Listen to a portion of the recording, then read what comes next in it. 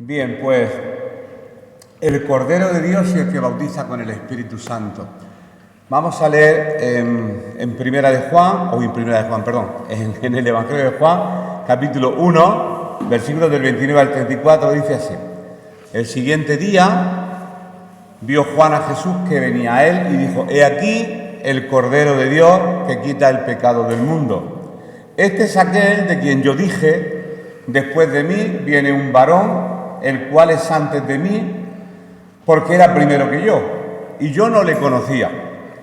Mas para que fuese manifestado a Israel, por esto vine yo bautizando con agua. También dio Juan testimonio diciendo: Vi al Espíritu Santo que descendía del cielo como paloma y permaneció sobre él. Y yo no le conocía, pero el que me envió a bautizar con agua, aquel me dijo: sobre quien veas descender el Espíritu y que permanece sobre él, ese es el que bautiza con el Espíritu Santo. Y yo le vi y he dado testimonio de que este es el Hijo de Dios. Hasta aquí lo que vamos a compartir siguiendo pues el Evangelio de Juan que comenzamos el año pasado y que continuamos en este año. Bien, dependiendo de la Biblia que tengáis, en el epígrafe o el título de este capítulo, uno es el testimonio que Juan el Bautista ha venido dando de quién es Jesús. En la primera ocasión vinieron unos fariseos enviados de Jerusalén, que son unos versículos que no hemos compartido, creo que van desde el 19 al 28, del 19 al 28, van unos fariseos y le preguntan: ¿tú quién eres? ¿Eres el Cristo? Y él, le preguntan por la identidad a Juan. Y él dice: ya sabéis lo que hemos leído en todas estas semanas anteriores. Él era el portaantorcha, pero la luz verdadera, él no era la luz. Era portador de la luz, pero Juan no era la luz.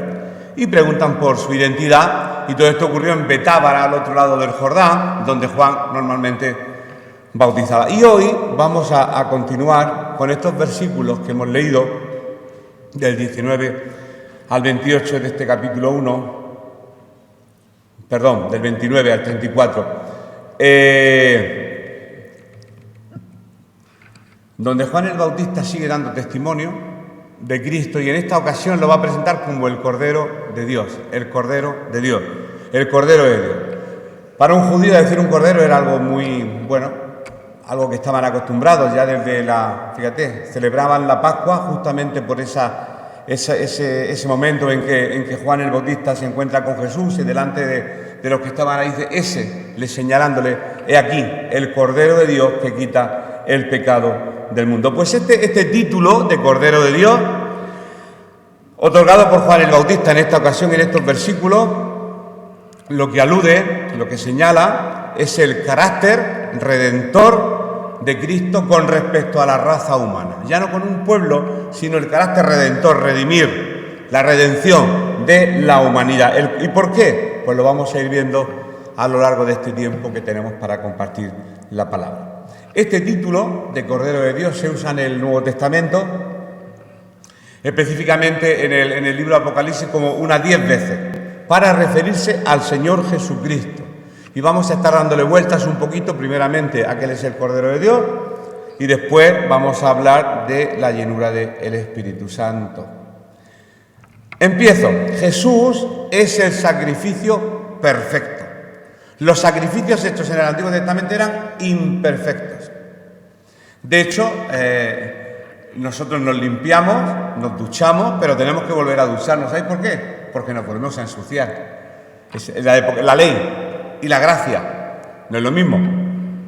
Tenían que ofrecer constantemente sacrificios porque la ley, lo repito por enésima vez, es como el termómetro que te señala la fiebre pero no te quita la fiebre, o como el peso que te señala, la báscula que te señala el peso pero no te quita el peso, o como el diagnóstico que te señala la enfermedad que tienes pero no te la quita, como no ingieras los medicamentos, ¿verdad?, que te receta el médico. Jesús es el sacrificio perfecto. Lo hemos leído en este primer versículo 29, donde hemos leído que el siguiente día vio Juan a Jesús que venía y le dijo: he aquí el Cordero de Dios que quita el pecado del mundo. Lo repito para saber en qué versículo vamos a definir en esta mañana. He aquí el Cordero de Dios que quita el pecado del mundo. Esta declaración una declaración sublime, espontánea, que nace del corazón de Juan el Bautista. Y esto dio lugar a uno de los títulos más extraordinarios que se le han otorgado a Jesús dentro del pueblo cristiano. ¿Quién no ha oído hablar? Jesús es el Cordero de Dios que quita el pecado del mundo. Quizás por repetición, cuando repetimos muchas veces una cosa ya, es como a veces ocurre con la alabanza, cuando nos sabemos las canciones de memoria sin darnos cuenta, cantamos, pero a lo mejor no nos centramos en el concepto y en el significado de lo que estamos cantando. Quizás con esto ocurre lo mismo. Cuando decimos Jesús es el Cordero de Dios que quita el pecado del mundo, pues tenemos que entender lo que estamos diciendo. Juan el Bautista era hijo de un sacerdote, recordadlo, su mamá era Elizabeth y su papá era Zacarías. ¿Y qué quiero decir con esto? Pues que Juan el Bautista conocía perfectamente los rituales referentes a los sacrificios que se llevaban a cabo en el templo, por ser hijo de sacerdote de aquel entonces. Lógicamente, Juan el Bautista tenía claro lo que era un sacrificio. Y para esa época estaba cerca la Pascua, ahora lo vamos a ver en un texto, mientras digo dónde está ese texto, en Juan 2:13, un capítulo más adelante. Estaba cerca la Pascua y la imagen del pueblo de Israel del cordero inmolado la noche antes de salir de la esclavitud de Egipto, que ya lo estudiamos cuando vimos el libro de Éxodo, eso lo tenían los judíos aquí grabado, vamos, a fuego. ¿Cómo salieron?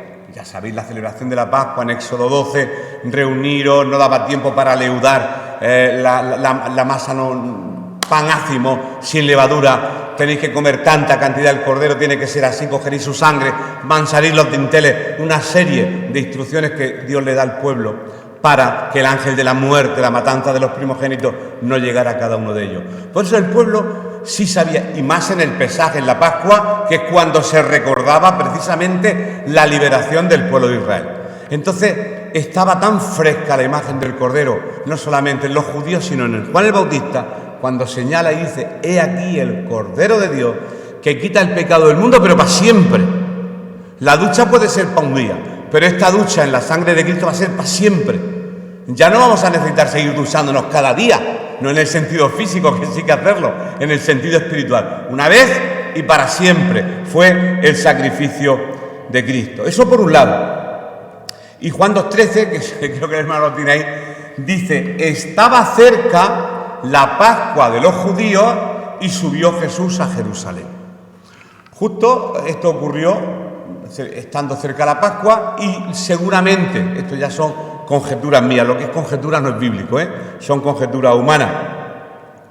Pero para ese tiempo de la Pascua solían pasar grandes manadas de ovejas y de corderos por el río Jordán, atravesándolo rumbo al templo. ¿Por qué? Porque ahí en el templo iban a ser ofrecidos en sacrificio el día de la fiesta.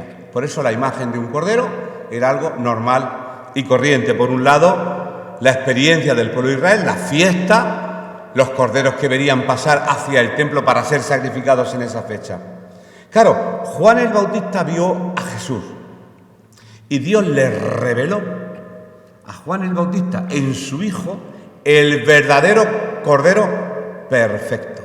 Daros cuenta que cuando se le dice en Éxodo 12 qué tipo de cordero era: sin mancha, sin defecto. Lógicamente todos tenemos defectos, aún los corderos como animales, pero aquí no estamos hablando de un cordero animal, estamos hablando del mismo Hijo de Dios, el cual cesaría, acabaría con todos los sacrificios que se hacían en el templo a favor de los pecados de los judíos y de todo aquel que en él creyera. Jesús fue el último sacrificio. Y eso vamos a leerlo despacito en Hebreos, en el capítulo 10, versículos del 1 al 10, para que entendamos, y aquí vamos a sopesar un poco ley y gracia, aunque creo que eso ya lo vimos, pero bueno, pues leemos este texto y entendemos que Cristo es el sacrificio perfecto. Es lo que estoy intentando simplemente transmitir en esta mañana.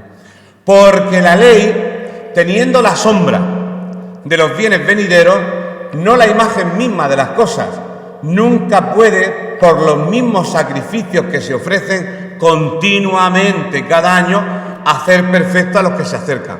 Por muchos sacrificios que se hagan constantemente, no puede hacer perfecto a los que se acercan a dicho sacrificio. De otra manera cesarían de ofrecerse, pues los que tributan este culto limpios una vez no tendrían ya más conciencia de pecado. ¿Pero por qué constantemente lo hacían? Porque constantemente se ensuciaban, constantemente había pecado y había que ir a lavarse. Como cuando yo en mi juventud iba, me confesaba, se me olvidaba algún pecado, iba, volvía a confesar, salía, volvía a pecar y así. Eso era un círculo del que uno no sale nunca. Es un círculo increíble. Y la ley lo que hacía es condenar, señalar, decir, no harás, no harás, no harás, no harás. Pero ahí vino el Cordero de Dios que quita el pecado del mundo una vez y para siempre. Y esto quizá hay que entenderlo por revelación. Bueno, yo pienso que sí lo entendemos. Sigo leyendo. Pero en estos sacrificios cada año se hace memoria de los pecados, porque la sangre de los toros y de los machos cabríos no puede quitar los pecados, por lo cual entrando en el mundo dice, sacrificio y ofrenda no quisiste, mas me preparaste cuerpo, holocaustos y expiaciones por el pecado no te agradaron. Entonces dije, he aquí que vengo, oh Dios, para hacer tu voluntad, como en el rollo del libro está escrito de mí, diciendo primero, sacrificio y ofrenda y holocausto y expiaciones por el pecado no quisiste, ni te agradaron, las cuales cosas se ofrecen según la ley. Y diciendo luego, he aquí que vengo, oh Dios, para hacer tu voluntad. Quita lo primero, para establecer esto último, quita la ley, quita, porque realmente lo que va a quitar el pecado del mundo para siempre soy yo, va a ser mi entrega en esa cruz. En esa voluntad somos santificados mediante la ofrenda del cuerpo de Jesucristo hecha una vez para siempre, una ofrenda hecha una vez para siempre. Pero los judíos tienen que ir constantemente a ofrecer sacrificios de animales, el ritual que se hacía pero era constante y constante, pero para eso vino Cristo y lo definió muy bien Juan el Bautista. Por lo tanto, en este capítulo 1, donde Juan da tanto testimonio de él, en esta segunda parte que estamos viendo, lo que hace Juan es presentar una nueva faceta de Jesús.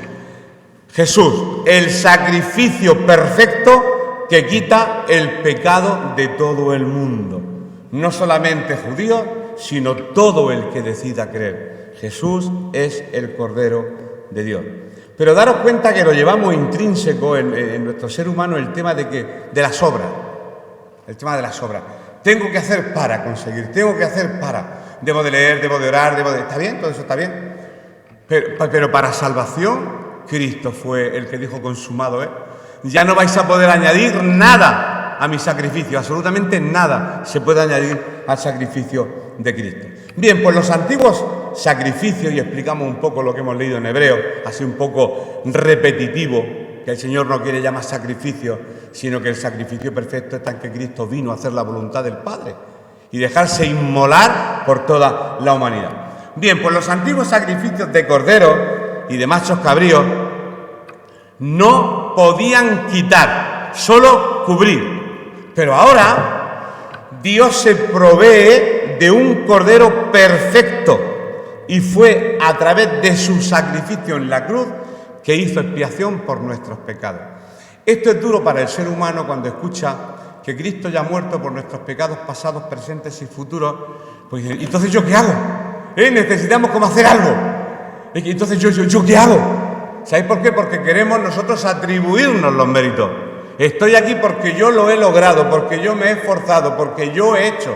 Entonces, si nos miramos al ombligo y decimos yo, ¿dónde queda él? Porque fue él el que se inmoló en aquella cruz. Y esto es lo que hay que entender. Hay que entender hoy y todos los días de nuestra vida. Lo que he dicho antes, la ley sería como el diagnóstico de una enfermedad, pero no es el remedio. Esto está escrito, la ley te señala el pecado, pero la gracia fue el favor inmerecido que Dios hizo una vez y para siempre, enviando a su Hijo a morir y cargar con todo el pecado de la humanidad. Esto es lo que tenemos que entender. Segundo punto. Juan el Bautista conoce realmente a Jesús.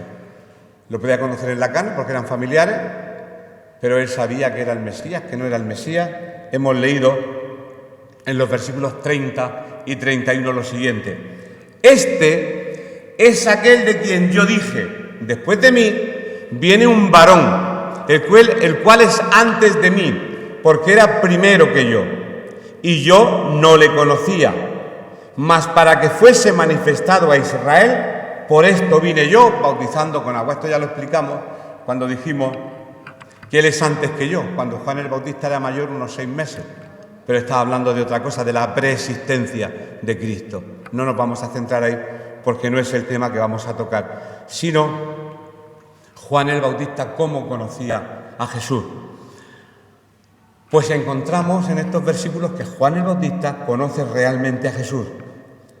Antes de todo, él reafirma que este Jesús es antes que él, ya lo dijimos, en autoridad, en importancia y en eternidad.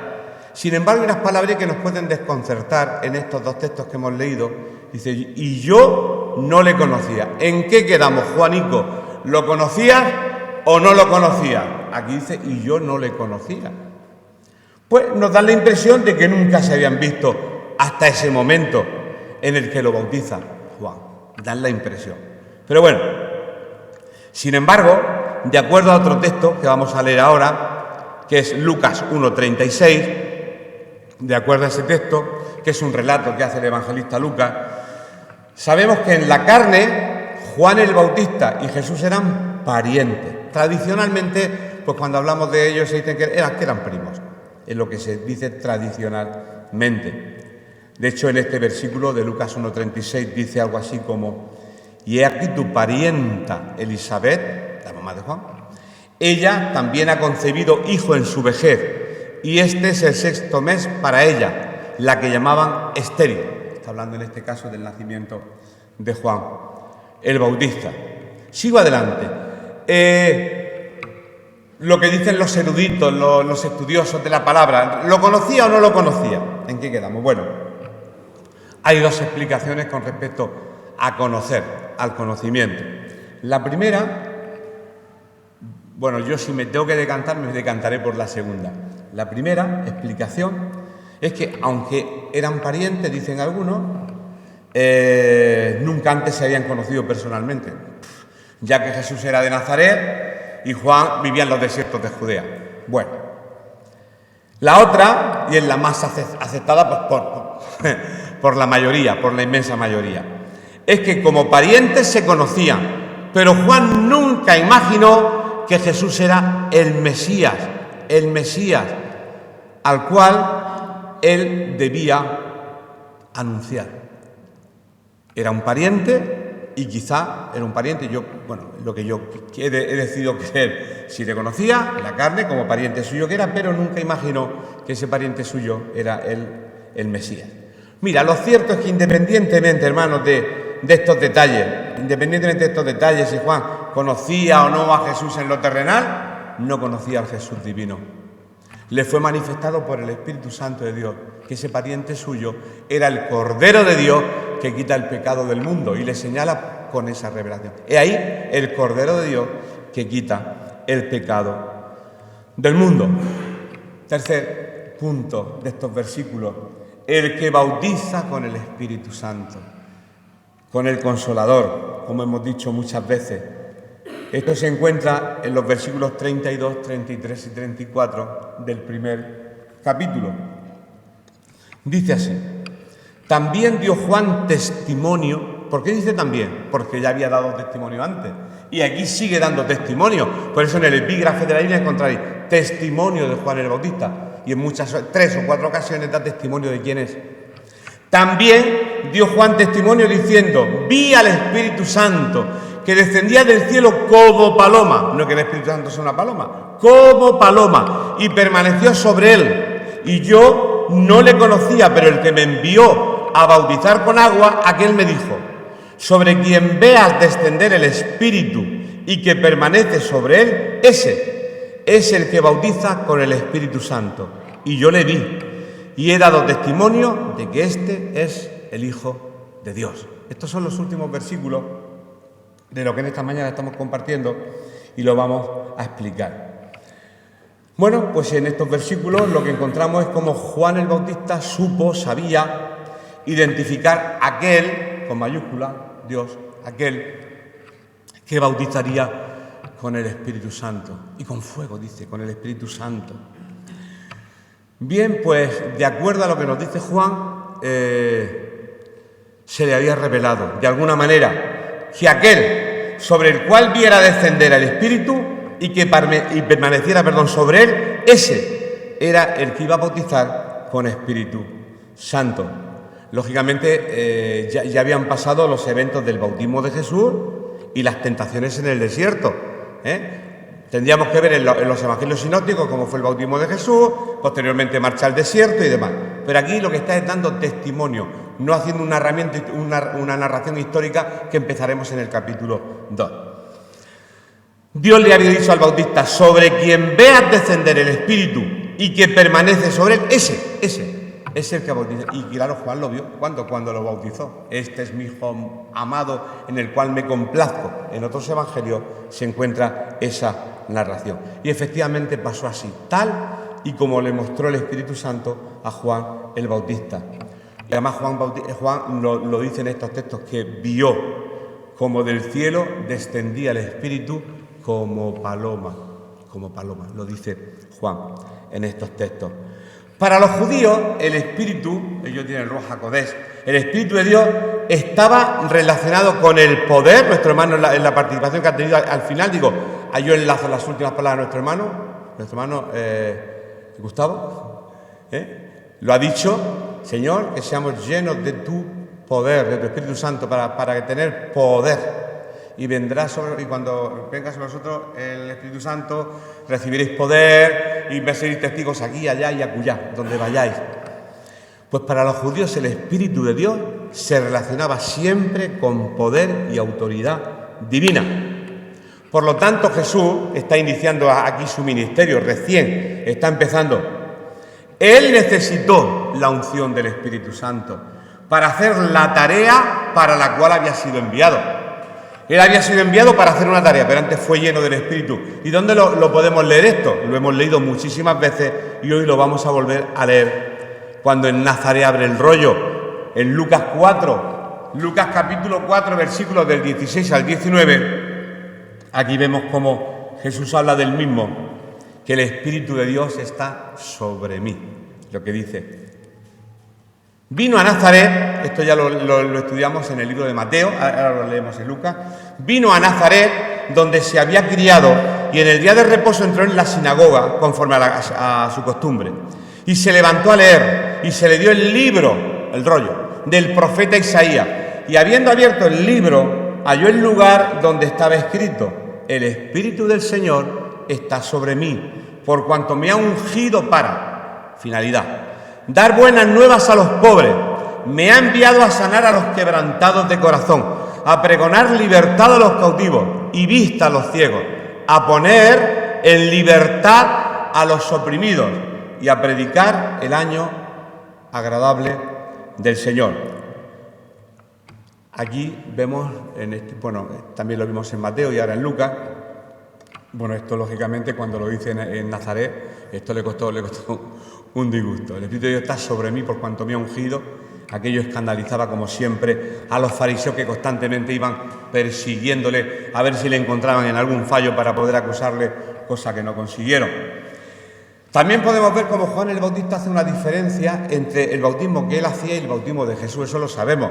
Juan el Bautista dice que él bautizaba con agua para perdón de los pecados, pero Jesús era el que habría de bautizar con el Espíritu Santo. Hay una diferencia entre el bautismo con agua y bautismo con el Espíritu Santo. Eso lo deja bien claro Juan en estos textos. Hasta este momento, la doctrina del Espíritu Santo y su bautismo aún no se había dado a conocer.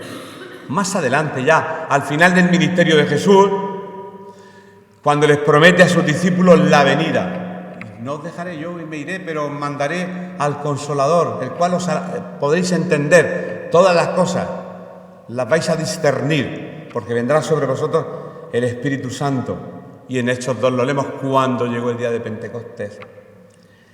¿Cuándo le dice esto Jesús? En Juan 14, 26,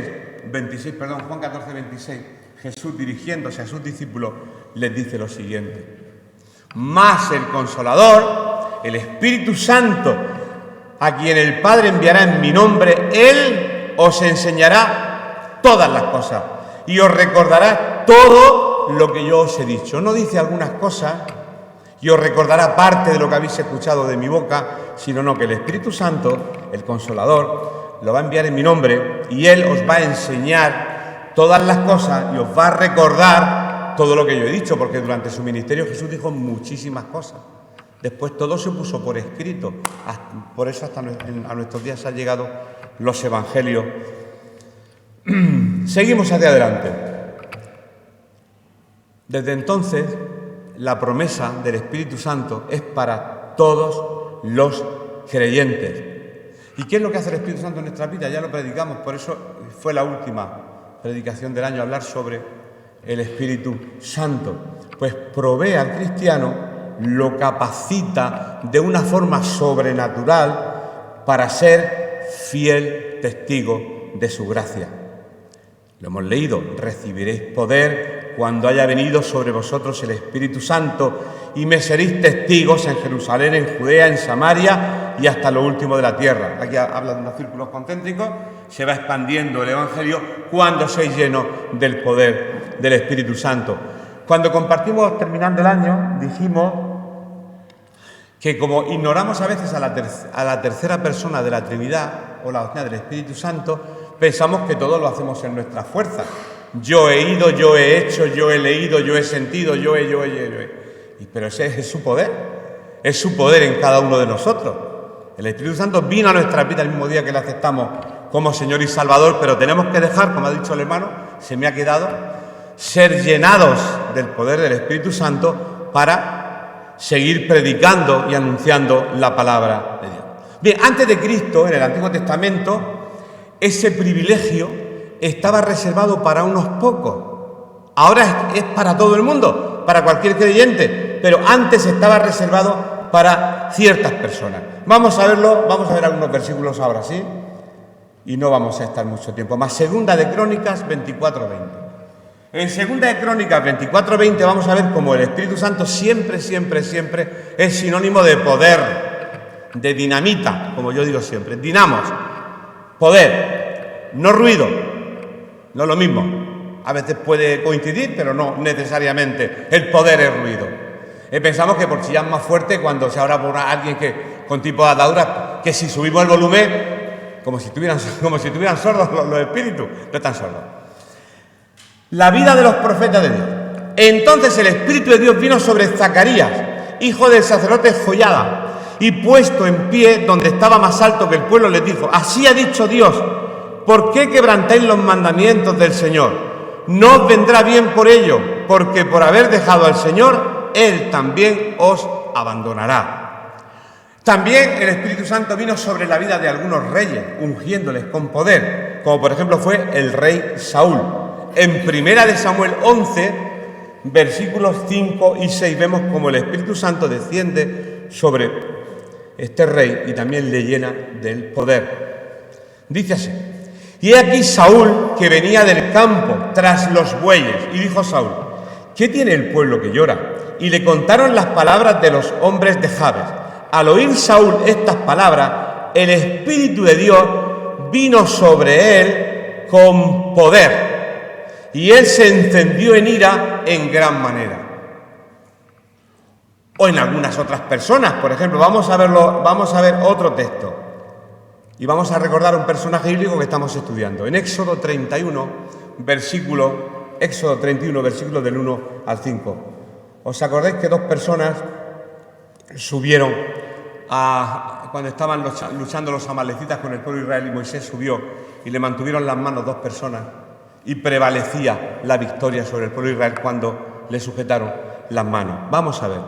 Dice así: habló el Señor a Moisés diciendo: mira, yo he llamado por nombre a Bezaleel, hijo de Uri, hijo de Ur, nieto de aquel que levantó las manos, de la tribu de Judá, y lo he llenado del Espíritu de Dios en sabiduría y en inteligencia, en ciencia y en todo arte, para inventar diseños, para trabajar en oro, en plata y en bronce, y en artificio de piedras para engastarlas, y en artificio de madera para trabajar en toda clase de labor. Y ya para terminar, o en la vida de los jueces de Israel, también vino el poder del Espíritu Santo sobre los jueces de Israel. Y cómo no, ¿dónde se puede encontrar esto? Pues en el libro de Jueces, en el capítulo 14 y versículo 6.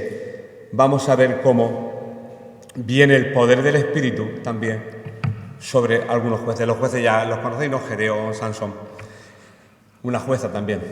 El Espíritu del Señor vino sobre Sansón, quien despedazó al león como quien despedaza un cabrito, sin tener nada en su mano, y no declaró ni a su padre ni a su madre lo que había hecho.